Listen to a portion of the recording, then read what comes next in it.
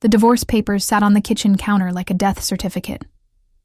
Maria Rodriguez stared at them through swollen eyes, her hands trembling as she reached for the coffee mug that had once been part of a matching set, before David took everything else. Irreconcilable differences. The legal jargon felt like a slap in the face. 12 years of marriage reduced to 2 words on expensive letterhead. The October wind rattled the windows of his, suburban Phoenix home. Outside, the desert landscape stretched endlessly, much like the emptiness Maria felt consuming her from the inside. At 38, she was starting over with nothing but the clothes in her suitcase and a checking account that showed a balance of $127.43. How did it come to this?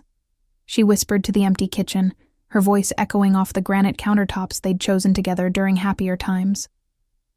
The answer was simple and devastating. David had played her. For months, maybe years, he'd been systematically draining their joint accounts, transferring money to places she couldn't track. Her lawyer, a overworked public defender she could barely afford, had warned her that David's high-powered legal team would make the process brutal. They were right. Maria's phone buzzed. Another text from David's lawyer. Final walkthrough tomorrow at 10 a.m. Please ensure all personal items are removed by then. She laughed bitterly. Personal items? David had left her with so little that everything fit in 2 cardboard boxes she'd grabbed from behind the grocery store. Her wedding dress, photo albums, a few books, and her grandmother's rosary. The only things he'd deemed worthless enough to let her keep. The sound of a car pulling into the driveway made her heart race. Through the living room window, she watched David's silver BMW gleam in the afternoon sun. He stepped out wearing a tailored suit she'd helped him pick out for his promotion last year, the promotion that had changed everything. The front door opened, and David walked in like he owned the place, which, legally, he did. Maria, you're still here. His voice carried the same tone he'd used to comment on bad weather. Mildly annoyed, but ultimately indifferent. She turned to face the man she'd once loved more than life itself. At 42, David still carried himself with the confidence that had first attracted her when they'd met at Arizona State University. But now that confidence felt like arrogance, and his smile was sharp enough to cut glass. I'm leaving tomorrow. Morning, she said, proud that her voice didn't shake. Just like your lawyer demanded. David loosened his tie, a nervous habit she'd once found endearing. Look, I know this is hard, but we both know this marriage was over long before the papers were filed. You'll land on your feet. You always do. The casual cruelty of his words hit her like a physical blow. This was the man who'd promised to love her in sickness and in health, for richer or poorer. The man who'd held her when her mother died, who'd celebrated every small victory in her career as a graphic designer. What about our savings account? She asked, though she already knew the answer. The retirement fund? The emergency money? David's expression didn't change. Everything was handled according to Arizona law. My lawyer explained all of this. The house, the investments, the business accounts. They're all legitimately mine. You signed the prenup, remember? She did remember. Young and in love at 26, she'd signed whatever David's family lawyer had put in front of her, trusting that love would conquer all. How naive she'd been. You can't just leave me with nothing, David. I helped build your consulting business. I worked nights doing freelance design work to pay for your MBA. And I'm grateful for that. He interrupted, checking his Rolex, another gift she'd saved months to buy him. But gratitude doesn't change the law. My business took off because of my connections, my hard work. The house is in my name because I qualified for the mortgage. I'm not responsible for your poor financial planning. The words hung in the air, like poison. Poor financial planning. As if trusting her husband had been a mistake in budgeting, rather than a fundamental betrayal of everything she'd believed about their partnership. Where am I supposed to go? The question slipped out before she could stop it, and she hated the desperation in her voice. David shrugged, already reaching for his phone. I'm sure you'll figure something out. You could always move back to your hometown. Tucson, right? I bet the cost of living is cheaper there. Tucson, where her childhood friends had moved on with their lives, where her father's memory lingered in every street corner after his death 5 years ago, where she'd be just another divorce statistic starting over at 40. I have a life here, David. Friends, clients, connections. You can't just expect me to disappear. I'm not expecting anything, he said, his attention already shifting to his phone screen. I'm just saying that Phoenix is expensive, and you'll need to be realistic about your circumstances. The dismissal was complete. In David's mind, she'd already ceased to exist as anything more than an inconvenience to be managed. That night, Maria sat in her car outside her friend Sarah's apartment complex in Tempe, staring at the building where she'd be sleeping on a couch indefinitely. The November air was crisp, carrying the scent of desert sage and the distant promise of winter. Sarah had been her lifeline through the divorce proceedings, the one person who'd believed her when she'd insisted that David was hiding money. Sarah worked as a paralegal at a small firm and had seen enough messy divorces to recognize the signs. He's too confident, Sarah had said over coffee just last week. Men who are playing fair don't walk into divorce court with that kind of swagger. He's hiding something, Maria. I can feel it. But feeling it and proving it were two different things. David's financial records, at least the ones they'd been able to access, showed a successful consultant living within his means. His business account held a reasonable amount for someone in his field. The joint accounts they'd shared had been systematically drained, but all the withdrawals were technically legal, even if they'd been done without her knowledge. Maria's phone rang, startling her from her thoughts. Sarah's name appeared on the screen. Hey, are you coming up? I made some tea. Yeah, sorry. Just sitting here trying to process everything. Take your time. But Maria... Yeah? You're going to get through this.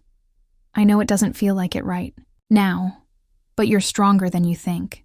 And if there's justice in this world, David will get what's coming to him. As Maria climbed the stairs to Sarah's apartment, carrying her 2 boxes of remaining possessions, she held on to that hope. Justice. It was the only thing keeping her going. The apartment was small but warm, filled with Sarah's eclectic furniture and the smell of chamomile tea. Sarah met her at the door, her curly red hair framing a face full of concern and barely contained anger. I still can't believe that bastard, Sarah said, taking one of the boxes. 12 years, and he just cuts you loose like you never mattered. The prenup. Screw the prenup. No judge in the world intended for that document to leave a woman destitute while her ex-husband lives in luxury. There has to be something we missed. They spent the evening going through Maria's copies of the financial documents, spreading them across Sarah's coffee table like pieces of a puzzle they couldn't quite solve. Bank statements, business records, tax returns, everything painted the picture of a man who'd been careful to keep his assets legally protected. Look at this, Sarah said, pointing to a series of transfers from their joint account to David's business account. These happened over the course of 8 months, always just under the limit that would trigger automatic reporting. He was planning this for a long time. Maria studied the numbers, each transaction a small knife to her heart. While she'd been planning romantic dinners and thinking about their future, David had been systematically dismantling their financial partnership. But it's all legal, Maria said. His lawyer made sure of that. Legal doesn't mean right, and sometimes legal doesn't mean permanent. Sarah's eyes had the gleam they got when she was working a case. I've seen husbands try to hide assets before. They always think they're smarter than the system, but we looked everywhere. His accounts, his business records, even his investment portfolio. Where else could he be hiding money? Sarah leaned back against her couch cushions, her expression thoughtful. That's the $1 million question, isn't it? But Maria, I've learned something in my 5 years working divorce cases. Men who are this careful about covering their tracks always leave one breadcrumb behind. They can't help themselves. They need to feel secure, and security means having a backup plan. A backup plan? Think about it. David's whole personality is built around control and security. Would a man like that really put all his eggs in one basket? Or would he have some kind of insurance policy hidden somewhere? The idea was both thrilling and terrifying. If Sarah was right, then somewhere out there was evidence that could change everything. But if she was wrong, Maria was just setting herself up for more heartbreak. Even if you're right, Maria said, how would we find it? We don't have access to his personal computers, his office, his new apartment. And it's not like he's going to accidentally leave a treasure map lying around. Sarah smiled, the expression sharp and determined. That's where you're wrong. David's not the only one who's been planning ahead. She disappeared into her bedroom and returned with a manila folder thick with documents. I've been doing some research on your ex-husband's business practices. Turns out David's consulting firm has been involved in some interesting transactions over the past few years. Overseas clients, shell companies, some very creative accounting practices. Maria's heart began to race. What kind of transactions? The kind that suggest he's been moving money around in ways that might not pass IRS scrutiny. And if he's been doing that for his business, what do you want to bet he's been doing it for his personal finances too? The implications hit Maria like a lightning bolt. If David had been hiding money illegally, then the divorce settlement could be overturned. She could potentially recover not just her fair share, but damages for fraud. But Sarah, this is all speculation. We need proof. Which is why we're going to find it. Sarah's voice carried a confidence that Maria desperately wanted to share. Starting tomorrow, we're going to retrace every step of your marriage, every shared computer, every storage unit, every place David might have left evidence of his backup plan. And if we don't find anything? Sarah reached over and squeezed Maria's hand. Then at least we'll know we tried. But Maria, I have a good feeling about this. Men like David always think they're too smart to get caught. That arrogance is going to be his downfall. As Maria settled onto Sarah's couch that night, surrounded by the remnants of her old life and the uncertainty of her future, she allowed herself to feel something she hadn't experienced in months. Hope, somewhere out there, was the truth about David's hidden assets, and tomorrow she would begin the hunt that would either restore her life or finally allow her to move on with certainty that she'd fought for every penny she deserved. The last thing she saw before falling asleep was the Phoenix skyline through Sarah's window, the city lights twinkling like stars in the desert darkness. Tomorrow would bring new challenges, new possibilities, and maybe, just maybe, the justice she'd been waiting for. The cleaning company's uniform felt like armor. Maria adjusted the scratchy polyester collar as she stood outside the Meridian office complex, her new workplace for the foreseeable future. The building stretched 15 stories into the November sky, its glass facade reflecting the early morning sun like a mirror. Midnight shift pays better, her supervisor, Mrs. Chen, had explained during the brief orientation. Most of our crew prefers days, but night work is steady. Less drama, more focus. Maria had jumped at the opportunity. The job paid $12 an hour, barely enough to cover her share of Sarah's rent and groceries. But it was honest work. More importantly, it gave her something to do during the endless hours when her mind would otherwise spiral into despair. 3 weeks had passed since the divorce was finalized. 3 weeks of sleeping on Sarah's couch, applying for jobs during the day, and trying to rebuild a life from nothing. The night cleaning job was a godsend, even if it meant she'd be scrubbing toilets and emptying trash cans until dawn. You'll be working floors 8 through 12, Mrs. Chen continued, handing Maria a set of keys and a cart loaded with supplies. Each floor takes about 90 minutes if you work efficiently. The building's mostly empty after 10 p.m., but sometimes you'll see lawyers, accountants, consultants working late. Don't bother them. They don't bother you. Consultants. The word hit Maria like a small electric shock. She thought of David, probably working late in his own office across town, building the empire he'd refused to share with her. The first few nights were brutal. Maria's body, accustomed to the sedentary life of a graphic designer, rebelled against the physical demands of professional cleaning. Her back ached, her hands cracked from the harsh chemicals, and the fluorescent lighting gave her headaches that lasted well into the next day. But there was something oddly therapeutic about the work. Each spotless surface, each perfectly aligned trash can, each gleaming bathroom fixture represented a small victory. Control over something, even if it was just the cleanliness of an office building.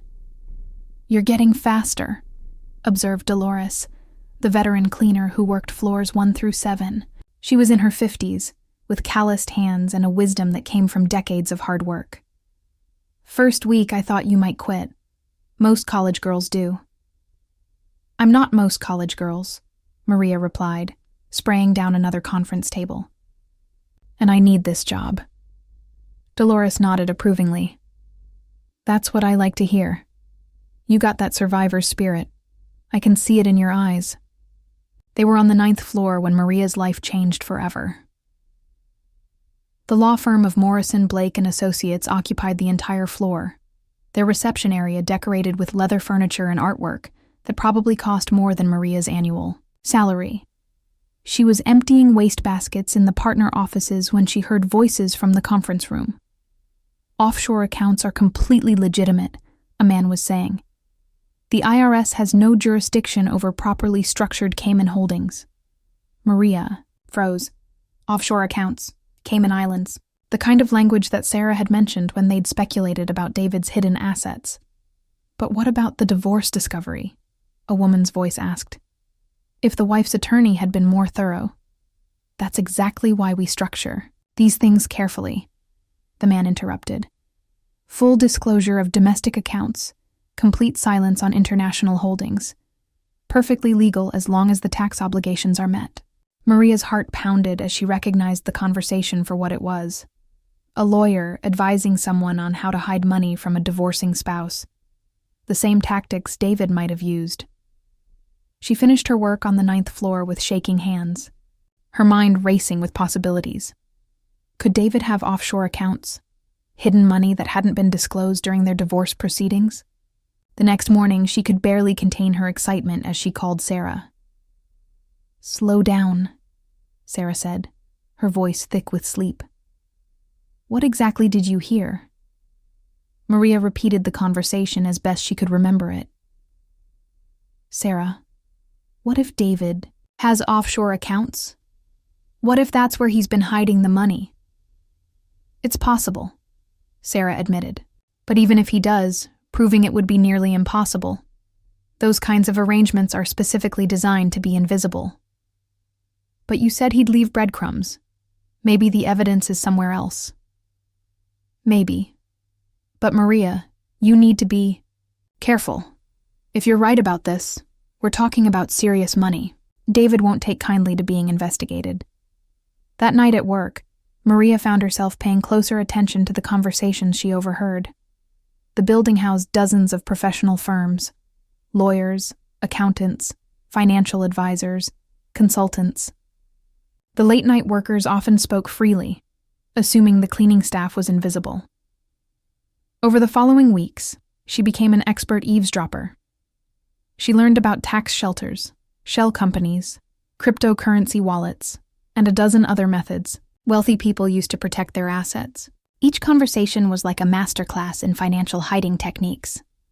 But it was on a cold December night, exactly 1 month after starting the job, that Maria stumbled upon the discovery that would change everything.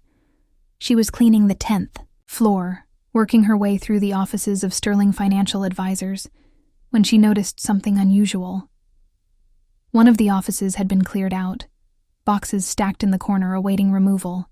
A handwritten note on the door read, "Office contents to storage by 12:15, key with security." Maria's curiosity got the better of her. The office door was unlocked, and she could see that it had been hastily abandoned. Papers scattered on the desk, a computer tower unplugged and ready for transport, and in the corner, a cardboard box that had split open, revealing its contents. She shouldn't have looked. She knew it was wrong, potentially illegal, and definitely against company policy. But something about the scene felt familiar, like an echo of her own hasty departure from the house she'd shared with David. Inside the split box, she found what appeared to be personal items mixed with business documents. A coffee mug, a small cactus plant, some framed photos, and underneath it all, an old laptop computer. The laptop was covered in dust and looked like it hadn't been used in years. The brand was familiar, the same model she and David had bought together early in their marriage. He'd used his for work, and she'd used hers for graphic design projects. When they'd upgraded to newer models, they'd kept the old ones just in case. Maria's hands trembled as she realized what she was looking at. This wasn't just any old laptop. The small crack in the corner of the screen, the worn spot on the palm rest, the faded ASU Sun Devils sticker, this was David's old laptop. But what was it doing in an abandoned office at Sterling Financial Advisors? She looked around the empty office, her mind racing. The nameplate on the door read, Robert Sterling, but the business cards scattered on the desk showed a different name. David Rodriguez, Senior Consultant. The pieces clicked into place with devastating clarity. David had been working under his own name at Sterling Financial, probably as a side business or consulting arrangement he'd never mentioned to her. And in his rush to close down the office, he'd left behind his old laptop. Maria's hand shook as she picked up the computer. This was it. The breadcrumb Sarah had predicted. The backup plan that David's arrogance had led him to abandon. She looked at the clock on her cart. 2:47 a.m. The building was empty, except for security, and she still had 3 floors to finish. But first, she needed to secure this laptop and figure out what secrets it might contain. Maria carefully placed the laptop in her cleaning cart, covering it with towels and supplies. Her mind raced with possibilities and fears. If the laptop contained evidence of hidden assets, it could change everything. But if she was caught taking it, she could be arrested for theft. The rest of her shift passed in a blur. She went through the motions of cleaning, her mind focused entirely on the laptop hidden in her cart. Every sound made her jump, every security. Guard's footsteps sent her heart racing. By the time she clocked out at 6 a.m., Maria had made her decision. She would take the laptop to Sarah, they would examine its contents together, and if they found evidence of David's hidden assets, they would turn it over to the proper authorities. As she drove through the early morning Phoenix traffic, the laptop, secure in a bag beside her, Maria felt something she hadn't experienced in months: power. For the first time since David had blindsided her with divorce papers, she was the one holding the cards. The sunrise painted the desert mountains in shades of gold and orange, and Maria allowed herself to smile. David had always been so careful, so methodical in his planning. But his greatest strength, his need for control and backup plans, might have just become his greatest weakness. Whatever secrets that laptop contained, Maria was about to uncover them. And if David had been hiding money from her, if he'd committed fraud to keep her destitute while he lived in luxury, then he was about to learn that his ex-wife was far from the broken woman he'd left behind. The hunt was just beginning, and Maria Rodriguez was ready for whatever she might find. Sarah's kitchen table had been transformed into a command center. The old laptop sat open in the center, surrounded by notebooks, legal documents, and 2 empty pizza boxes that testified to the long hours they'd been working. "I still can't believe you found this," Sarah said for the 10th time, her fingers flying across the keyboard. "And I definitely can't believe it still works." Maria paced behind her friend's chair, too nervous to sit still. They'd been at this for 3 days, ever since Maria had brought the laptop home from her cleaning job. The first challenge had been getting past the password protection, but Sarah's paralegal training had included some basic computer forensics. The password was literally password 123. Sarah had laughed when she'd finally gained access. "Your ex-husband might be smart about money, but he's terrible at cybersecurity. What they'd found inside the laptop was like opening a treasure chest. David had used this computer as his personal backup system, storing copies of documents, emails, and financial records that painted a very different picture of his wealth than what had been disclosed during the divorce. "Look at this," Sarah said, pointing to a spreadsheet on the screen. "This is a record of international wire transfers going back 5 years. Maria, your ex-husband, has been moving money to the Cayman Islands, Switzerland, and Singapore." Maria leaned over Sarah's shoulder, studying the numbers. Each transfer was carefully documented, with amounts ranging from $10,000 to $50,000. The total was staggering. "That's over $400,000, Maria whispered. $400,000 that he claimed didn't exist. But the spreadsheet was just the beginning. As they dug deeper into the laptop's files, they uncovered a sophisticated network of financial deception. David had created shell companies, opened foreign bank accounts, and systematically hidden assets that should have been considered marital property. "Here's an email from his financial advisor," Sarah said, opening a message dated 6 months before the divorce papers were filed. "Listen to this. David, the Cayman account is now fully operational. All future transfers should be completed before any legal proceedings begin. Once the divorce is finalized, we can discuss repatriation strategies." Maria sank into a chair, the full weight of David's betrayal hitting her like a physical blow. "He planned this for months, maybe years. While I was trying to save our marriage, he was systematically stealing from me." "Not stealing," Sarah corrected, her voice sharp with anger. "Fraud. This is marriage fraud, divorce fraud, and probably tax evasion. Your ex-husband isn't just a cheating bastard. He's a criminal." The evidence was overwhelming. Bank statements for accounts that had never been disclosed, investment portfolios worth hundreds of thousands of dollars, property deeds for real, estate in other states, even ownership documents for a luxury boat registered in Florida. "I don't understand," Maria said, studying a photograph of a 40-foot yacht named Second Chance. "How did I not know about any of this? We lived together for 12 years. "Because he's been living a double life," Sarah replied. "Look at these travel records. Every business trip he took corresponds with a visit to one of these offshore banking locations. He wasn't just consulting for other companies. He was consulting his own financial advisors about how to hide money from you." The most damning evidence came in the form of a detailed plan David had written for himself, outlining his strategy for the divorce. The document was coldly clinical, treating the end of their marriage like a business transaction. Phase 1. Transfer. Liquid assets to secure locations. Sarah read aloud. Phase 2. Restructure business income to minimize apparent wealth. Phase 3. Initiate divorce proceedings once assets are protected. Phase 4.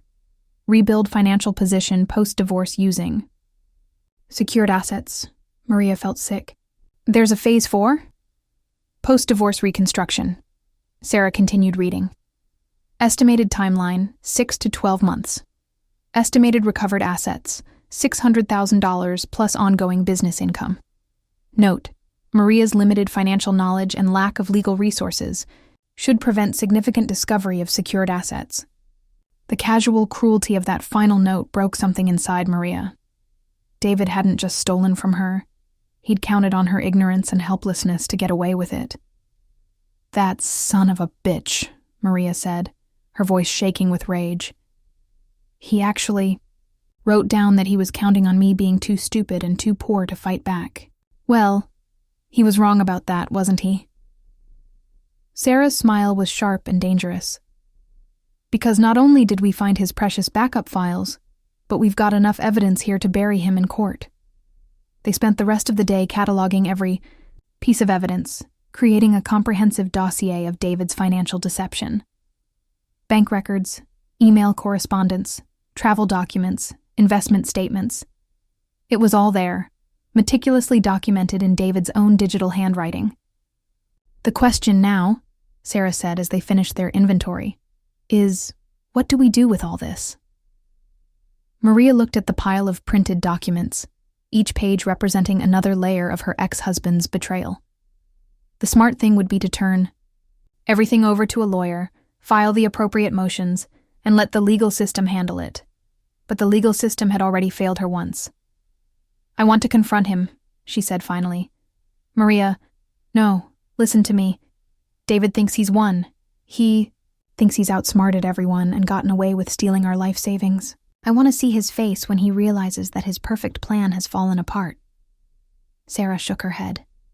"That's not how this works. If you confront him, he'll have time to move money, destroy evidence, maybe even claim that we stole the laptop. We need to go through proper legal channels." "And how long will that take? Months? Years? How much of this money will disappear while we're filing motions and waiting for court dates? But if you approach him directly, then maybe he'll make a mistake. Maybe he'll say something incriminating, or maybe he'll panic and do something stupid. Sarah, I know David better than any lawyer ever will. I know his weaknesses." Sarah studied her friend's face, seeing a determination that hadn't been there during the darkest days of the divorce. "What exactly are you planning?" Maria smiled, and for the first time in months, it was a smile with teeth. "I'm planning to give David exactly what he deserves, but first we're going to make sure we have insurance." Over the next 2 days, they made copies of everything. Digital files were backed up to multiple cloud storage accounts. Physical documents were photocopied and stored in 3 different locations. Sarah even created a detailed video recording of Maria, explaining how they'd discovered the laptop and what they'd found inside. "If anything happens to us," Sarah said as they finished their preparations, "if David tries to claim we stole this evidence or fabricated it somehow, there will be a paper trail that proves otherwise." Maria nodded, but her mind was already focused on the confrontation to come. David had spent months planning his betrayal, executing it with cold precision while she'd been completely unaware. Now it was her turn to surprise him.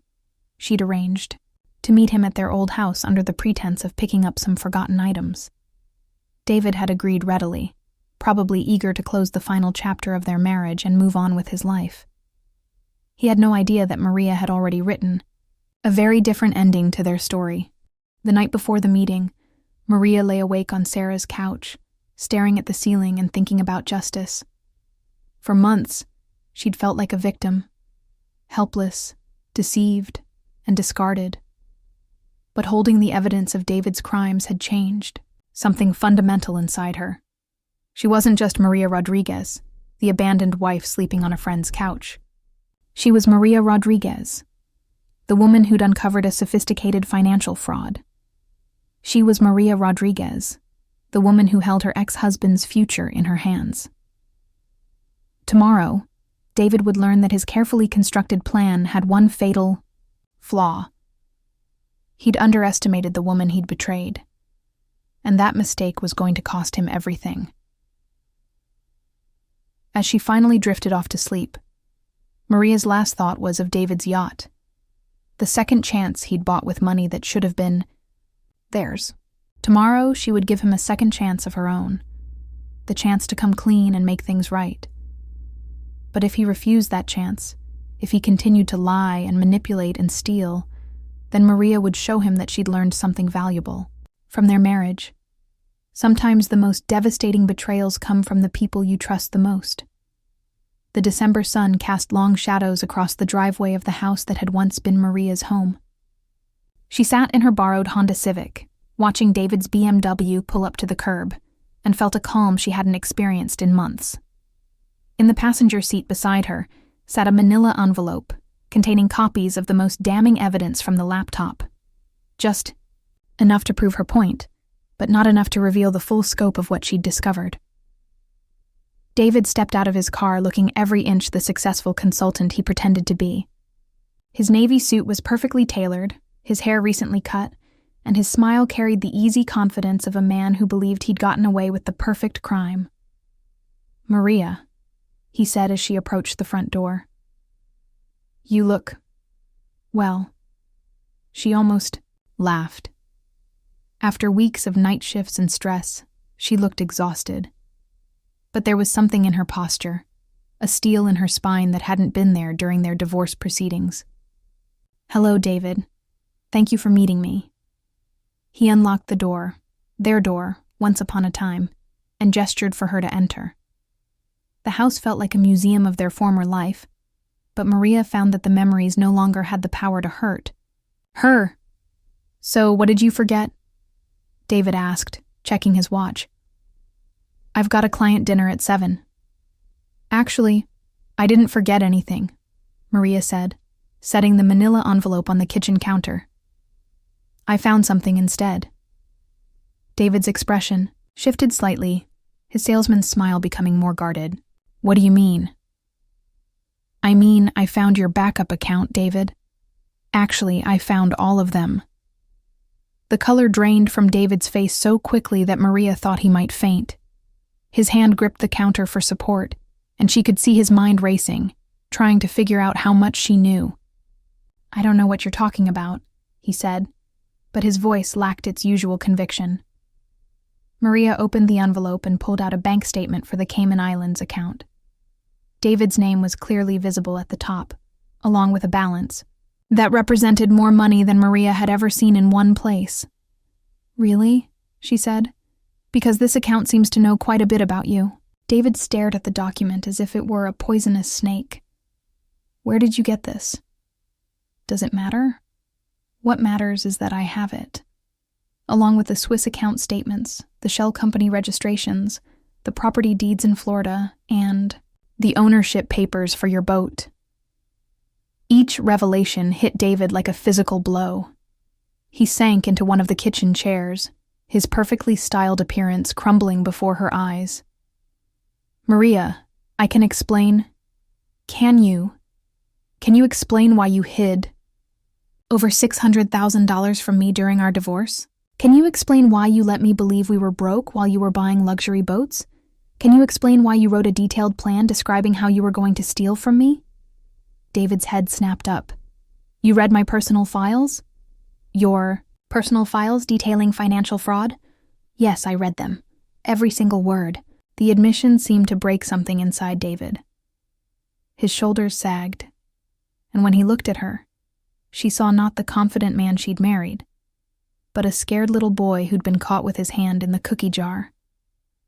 "How?" he whispered. "Your old laptop. The one you left behind at Sterling Financial when you closed that office. You always were careless with your technology." David closed his eyes and took a shuddering breath. "What do you want?" The question hung in the air between them. What did she want? Revenge? Punishment? Justice? All of the above? "I want what was always mine," Maria said. "Half of everything. The real everything, not the scraps you decided to leave me." "And if I refuse?" Maria pulled out her phone and showed him a contact screen. The name read, "Detective Sarah Martinez, Financial Crimes Division." "Then I make a phone call. One call, David, and this becomes a criminal investigation. Tax evasion, fraud, perjury. Do you know what the penalty is for lying under oath during divorce proceedings?" David's breath came in short gasps. "You wouldn't. Try me. You wrote in your little plan that I was too stupid and too poor to fight back. Well, surprise. I'm a lot smarter than you gave me credit for, and I've got nothing left to lose." For several long minutes, the only sound in the kitchen was the tick of the wall clock they'd bought together during their second year of marriage. David stared at the bank statement, and Maria could practically see him calculating his options. If I cooperate," he said finally, "what happens then?" "Then we settle this quietly. You transfer half of all hidden assets to accounts in my name. You sell the boat and split the proceeds. You deed half the Florida property to me, and you pay me back the money you stole from our joint accounts with interest. That's almost $400,000, plus the ongoing income from your consulting business that you've been hiding. I want alimony based on your real income, not the fake poverty you presented to the court." David was quiet for so long, that Maria began to wonder if he'd gone into shock. When he finally spoke, his voice was barely above a whisper. "How long have you known?" "About the money? A few weeks? About what kind of man you really are?" "I think I've always known, but I was too in love to see it clearly." David flinched as if she'd slapped him. "Maria, I never meant for it to go this far. When I started moving the money, I thought maybe we could work things out. I was just protecting our assets in case what? In case you decided to throw away 12 years of marriage for your secretary? It wasn't like that."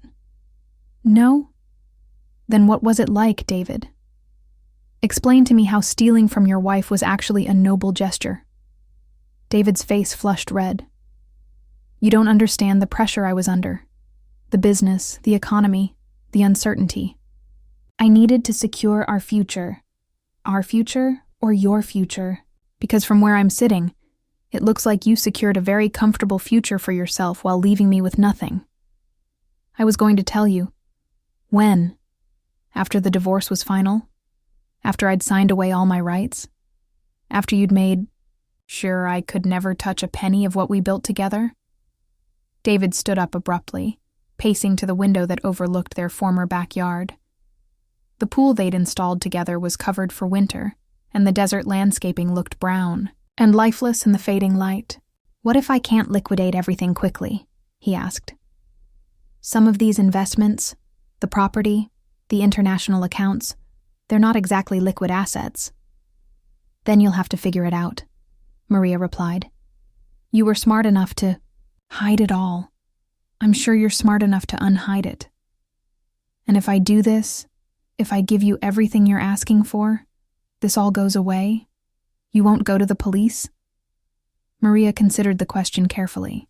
"That depends on you, David. If you cooperate fully, if you don't try to hide anything else or play any more games, then yes, this stays between us. But if I find out you're still lying, if you try to cheat me even now, then all bets are off."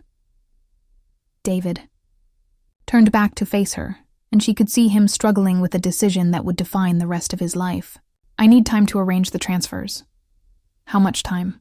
30 days, maybe 45, 2 weeks. "Maria, be reasonable. I've been reasonable for 12 years, David. It didn't work out so well for me. 2 weeks, or I make that phone call tonight." The negotiation continued for another hour, with David trying to minimize his losses, and Maria holding firm to her demands. By the time they reached an agreement, the sun had set completely, and the house was lit only by the kitchen lights. "I'll need documentation," Maria said as they prepared to leave. "Written confirmation of every transfer, every sale, every payment. And David, if you try to move any more money to accounts I don't know about, I'll find out. I've gotten very good at following financial trails." David nodded miserably. "How did you become so ruthless?" "I learned from the best," Maria replied. "You taught me that nice doesn't get you what you deserve. You taught me that trust is a luxury I can't afford. You taught me that sometimes the only way to get justice is to take it yourself." 3 weeks later, Maria sat in the office of her new attorney, a high-powered divorce specialist she could now afford, reviewing the final settlement documents. David had been true to his word, perhaps realizing that cooperation was his only path to avoiding criminal charges. The transfers were complete. $450,000 had been moved to accounts in Maria's name. The Florida property had been sold, with her receiving half the proceeds. The yacht had been liquidated, adding another $60,000 to her recovery. Most importantly, David had agreed to alimony payments based on his actual income, payments that would continue for the next 5 years. "I have to ask," her attorney said, closing the file. "How did you uncover all of this?" "In 20 years of practice, I've never seen a case where a spouse discovered this level of hidden assets after the divorce was finalized." Maria smiled, thinking of the laptop that had changed her life. "Let's just say my ex-husband was better at hiding money than he was at covering his tracks." That evening, Maria sat in the living room of her new apartment, a 2-bedroom place in a nice part of Phoenix that she'd paid for in cash. Sarah was sprawled on the couch beside her, a bottle of champagne chilling in an ice bucket on the coffee table. "I still can't believe it's real," Maria said, looking at her bank statement for the 100th time. "6 months ago, I was sleeping on your couch with $127 to my name. And now you're a woman of independent means," Sarah replied, raising her champagne glass. "What are you going to do with all that freedom?" Maria had been thinking about that question for weeks. The money was life-changing, but it was more than that. It was vindication. Proof that she wasn't the naive, helpless woman David had believed her to be. "I'm going to start my own graphic design business," she said. "Really build it this time, not just freelance work on the side. And I want to help other women who are going through what I went through." "Like a support group?" "More than that. I want to start a foundation that helps women investigate financial fraud during divorce proceedings. Most women in my situation don't have friends who are paralegals. They don't accidentally stumble across smoking gun evidence. They just get screwed by the system and never know what hit them." Sarah's eyes lit up. "That's brilliant. And you'd have the credibility to make it work.